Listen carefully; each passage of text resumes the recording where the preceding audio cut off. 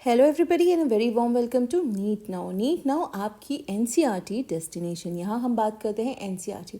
तो आज हमारी एनसीईआरटी क्या कहती है? हमारी एनसीईआरटी कहती है कि प्रोटीन्स के बारे में पढ़ा जाए। ठीक है, उससे पहले अगर चैनल सब्सक्राइब नहीं किया है, मेक श्योर आप चैनल को सब्सक्राइब कर लें, बेल आइकन भी प्रेस कर लें ताकि जब भी नया कोई वीडियो आए आप तक नोटिफिकेशन आ जाए। साथ ही वीडियो को एंड तक देखना ना भूलें क्योंकि इसमें हम पूरा प्रोटीन्स जो आपका टॉपिक है 9.4 from the chapter biomolecules class 11 का, ठीक है, वो कवर करने वाले हैं। ठीक है, तो सबसे पहले हम देखेंगे कि प्रोटीन क्या है। अगर हम प्रोटीन्स की बात करें, जो सबसे पहली लाइन दी गई है आपकी एनसीईआरटी में, वो कहती है कि प्रोटीन्स आर पॉलीपेप्टाइड्स, यानी कि जो प्रोटीन्स हैं दे आर पॉलीपेप्टाइड्स। अब पॉलीपेप्टाइड्स का मीनिंग क्या होता है? तो इसके लिए हमको इसको ब्रेक डाउन करना पड़ेगा। पहला वर्ड क्या है? पॉली। पॉली का मीनिंग क्या होता है? मैनी। ठीक है, एक से ज़्यादा, कई, ज़्यादा। दूसरा वर्ड क्या दिया है हमारा? पेप्टाइड्स। पेप्टाइड्स क्या होते हैं? काफ़ी सारों को पता होगा आपको, बट एक बार हम ये रिवीजन सॉर्ट ऑफ भी कर लेंगे ताकि टर्म्स जो हैं वो इजी हो जाएं।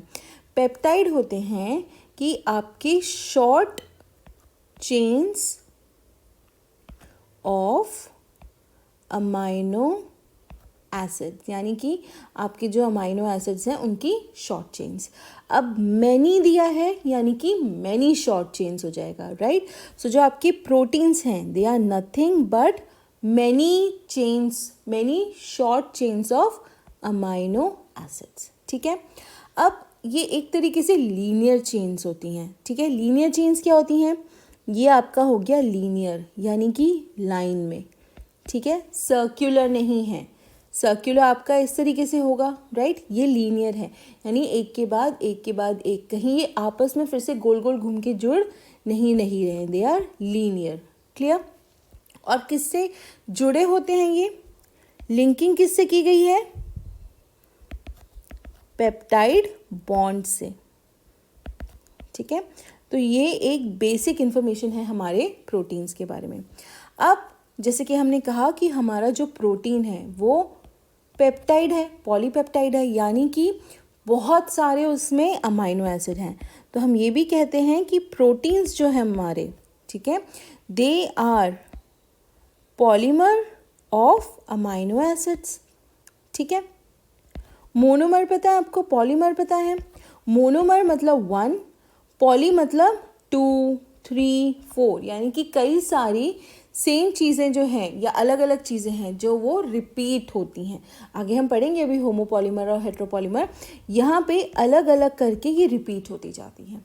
तो यहाँ पे polymer, monomer, polymer is again many, mono is 1। ठीक है, तो जो हमारा प्रोटीन है वो है पॉलीमर ऑफ अमाइनो एसिड्स। ठीक है, अच्छा कितने टाइप के अमाइनो एसिड्स हैं? There are 20 types of amino acids. ठीक है, इसमें बहुत सारे एग्जाम्पल्स हैं। एलेनाइन है आपका, सिस्टिन है, ट्रिप्टोफैन है, लाइजीन है, प्रोलाइन है। तो देयर आर 20 टाइप्स और 20 काइंड्स ऑफ अमाइनो एसिड। ठीक है, ऑल्सो नेक्स्ट लाइन क्या दी गई है कि जो हमारा प्रोटीन है, ठीक है, वो हेट्रोपॉलीमर है। ठीक है, हेट्रोपॉलीमर और होमोपॉलीमर, इन दोनों में क्या डिफरेंस है? जैसे कि मैं पहले कह रही थी, पॉलीमर तो अब आपको समझ में आ गया होगा। हेट्रो मतलब क्या होता है? Different, variations. होमो मतलब क्या होता है? सेम। ठीक है, तो जो हमारा प्रोटीन है वो हेट्रोपॉलीमर है, यानी कि उसमें अलग अलग अमाइनो एसिड्स हैं। होमो में सेम होंगे, they will be same. Clear? अब अगर मैं इसको और अच्छे से आपको एक्सप्लेन करूं तो ये हो जाएगा कि हेट्रो में जो अमाइनो एसिड्स होते हैं वो सारे अलग अलग एक के बाद लगते हैं। होमोपॉलीमर में जो मोनोमर्स होते हैं, ठीक है, यही n नंबर ऑफ टाइम्स जो है रिपीट किए जाते हैं, यानी कि ये रिपीटेड स्ट्रक्चर्स होते हैं। एक के बाद एक आपका वही स्ट्रक्चर जो है वो लगता जा रहा है। ठीक है, ऑल्सो अमाइनो एसिड्स जो हैं, ठीक है, हम बात करें अमाइनो एसिड्स हमारे लिए पढ़ना बहुत ज़्यादा ज़रूरी है क्योंकि आगे चल के आप मेडिकल फील्ड में जाएंगे, न्यूट्रिशन की आपको नॉलेज होना बहुत ज़्यादा ज़रूरी है। अब यहाँ पे दो चीज़ें हैं, ठीक है। जो अमाइनो एसिड्स होते हैं, अमाइनो एसिड्स ये दो टाइप के होते हैं, ठीक है। एक होते हैं एसेंशियल, ठीक है, एक होते हैं आपके नॉन एसेंशियल। अब ये एसेंशियल और नॉन एसेंशियल क्या है, आपको अगर आपने प्लांट फिजियोलॉजी पढ़ी है, ठीक है, तो हमने वहाँ पे देखा था कि कुछ एलिमेंट्स जो हैं वो क्रिटिकल होते हैं, यानी कि बहुत ज़्यादा इम्पॉर्टेंट होते हैं। उसी तरीके से अमाइनो एसिड्स एसेंशियल और नॉन एसेंशियल में क्या डिफरेंस है। जो आप बेसिक आपको पता है कि जो हम प्रोटीन लेते हैं, ठीक है, वो कहाँ से आता है, हमारी डाइट से, राइट। यानी कि हमारी डाइट से जो मेजर प्रोटीन होता है, ठीक है, डाइटरी प्रोटीन्स जो होते हैं वो मेजर सोर्स होते हैं, ठीक है। तो हम अपनी डाइट से प्रोटीन जो है उसकी रिक्वायरमेंट जो है वो पूरी करते हैं। अच्छा, कुछ ऐसे प्रोटीन्स होते हैं जो कि आपकी जो बॉडी है वो बना सकती है, नॉन एसेंशियल, ठीक है, ये हमारी बॉडी जो है ये बना सकती है, लेकिन जो एसेंशियल हैं ये प्रोटीन्स हमारी बॉडी बना नहीं सकती।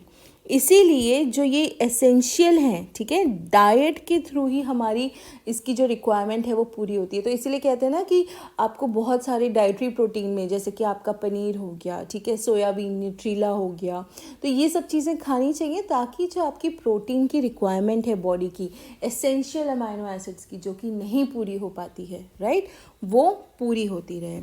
जो हमारी बॉडी बना सकती है वो तो हम कर ही लेंगे, लेकिन जो हमारी बॉडी नहीं बना सकती है उसकी रिक्वायरमेंट हमको डाइट से लेनी पड़ेगी, ठीक है। तो यहाँ पे अगर मैं बात करूँ तो प्रोटीन्स हमारे लिए एसेंशियल, नॉन एसेंशियल दो में कैटेगराइज कर दिया हमने, ये फर्स्ट, ये सेकंड। अब ये इतने एसेंशियल क्यों है, मतलब ओवरऑल जो है कि प्रोटीन्स क्यों चाहिए। प्रोटीन्स इसलिए चाहिए क्योंकि बहुत सारे ऐसे फंक्शंस होते हैं जो आपके प्रोटीन्स परफॉर्म करते हैं, ठीक है। अगर मैं प्रोटीन्स के फंक्शंस की बात करने पे आ जाऊँ, बहुत ज़्यादा, मतलब बचपन से हम पढ़ते आए हैं, पहला क्या हो जाएगा, wear and tear of body, यानी कि जहाँ पे भी ज़रूरत है आपकी मरम्मत की वो काम करते हैं, wear and tear of the body.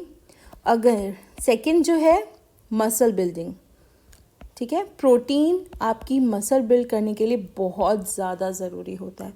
इसके अलावा सम ऑफ देम, यानी कि जो कुछ प्रोटीन्स हैं वो ट्रांसपोर्टेशन का भी काम करते हैं, ठीक है, दे ट्रांसपोर्ट क्या, न्यूट्रिएंट्स, कहाँ पे, अक्रॉस क्या, cell membrane. If you remember chapter 8 में आपने पढ़ा है, प्रोटीन से बाउंड होके जाते हैं, transport nutrients across cell membrane, ठीक है। इसके अलावा जो आपके इन्फेक्शियस या फिर इन्फेक्शंस जो होते हैं उनका प्रिवेंशन भी करते हैं, यानी कि जो आपके कौन होते हैं, इन्फेक्शियस ऑर्गेनिजम्स होते हैं, ठीक है, इनके साथ फाइटिंग भी करते हैं ये लोग, ठीक है, they fight. So proteins are again very important. कुछ जो होते हैं वो हार्मोन्स होते हैं, जैसे कि आपका इंसुलिन, ठीक है, तो some proteins are your hormones, right. तो ये जो हैं हार्मोन्स, अगर आपको पता हो, hormones are very essential for our body. Hormones में इनफैक्ट जो आपकी, अगर मैं बात करूँ कि हमारी अगर फिजियोलॉजिकल एक्शंस हो रहे हैं, मेटाबॉलिज्म, बायोकेमिकल चेंजेस जो भी हो रहा है, हार्मोन्स का किसी ना किसी तरीके से इन्वॉल्वमेंट है ही, राइट। नेक्स्ट अगर मैं बात करूँ, दे आर ऑल्सो एंजाइम्स, ठीक है, जैसे कि आपकी ट्रिप्सिन, जैसे कि आपकी पेप्सिन। तो ये सब जो है एंजाइम्स जो हैं ये हमारी फर्दर हेल्प करती हैं, कोई ना कोई किसी ना किसी तरीके से ये हमारी हेल्प करने की जो कोशिश है, बॉडी को जो परफेक्ट रखने की कंडीशन है वो हमारी कौन करता है, प्रोटीन, और ये उसके फंक्शंस हैं।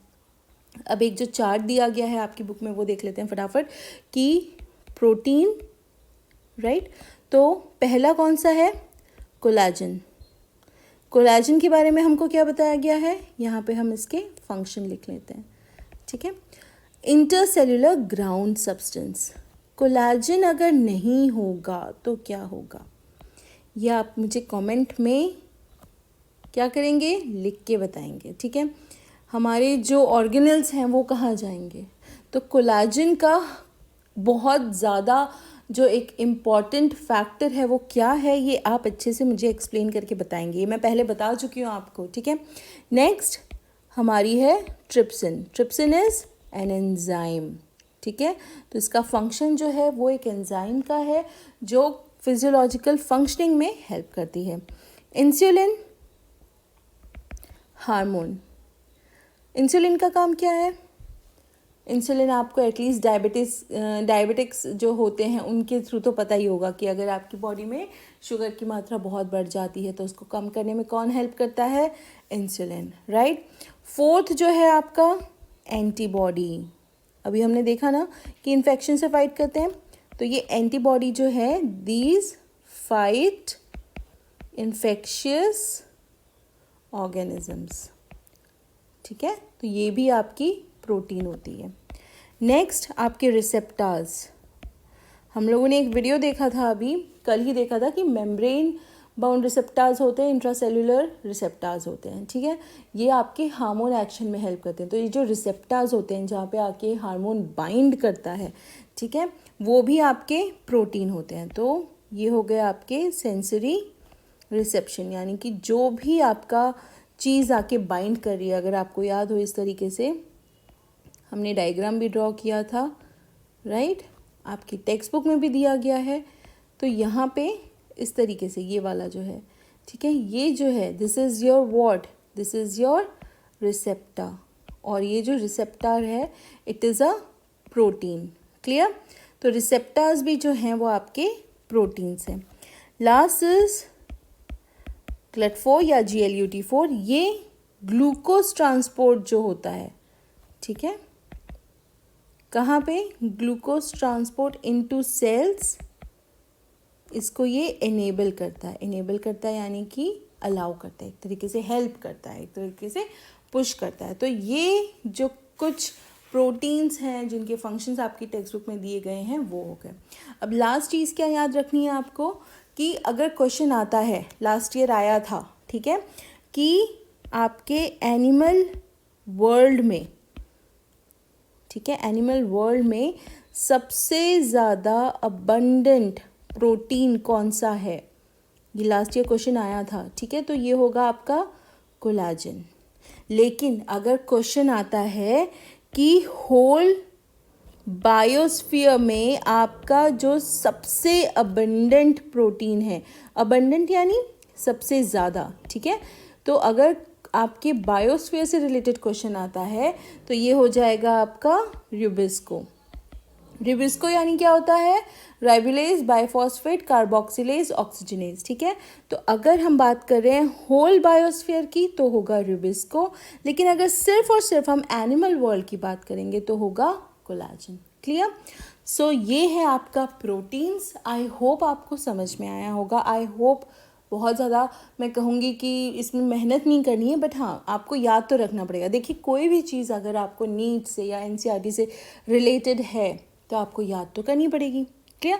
सो यहाँ पे बहुत आसानी से समझाया है मैंने, आई होप समझ भी आ गया होगा। अब आपका काम ये है कि फटाफट आपको NCERT खोलनी है, तुरंत NCERT खोलिए, तुरंत इन चीज़ों को पढ़ लीजिए, ताकि आपका जो एक माइंड है, ठीक है, वो इसी तरीके से डेवलप होता है कि आपको कोई चीज़ समझ आई, अगर उसके बारे में आप और थोड़ा कुछ पढ़ लेते हैं तो it gets fixed in your brain, right. So फटाफट खोलिए अपनी NCERT, पढ़ लीजिए चैप्टर में से ये जो पर्टिकुलर टॉपिक है, इसके ऊपर आपको जितने सवाल मिलते हैं कर लीजिए। कोई डिफ़िकल्टी आती है कमेंट करके हमको बताइए क्या इशू है, ठीक है।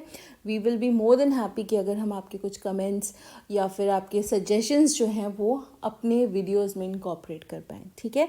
सो फटाफट पढ़ लीजिए, क्वेश्चन सॉल्व कर लीजिए। कोई भी प्रॉब्लम हो तो reach out to us, comment में कर सकते हैं, डिस्क्रिप्शन में मैंने फ़ोन नंबर भी दिया हुआ है, आप व्हाट्सएप भी कर सकते हैं, फेसबुक पे हमारे साथ जुड़िए, ठीक है। We are sharing motivation over there.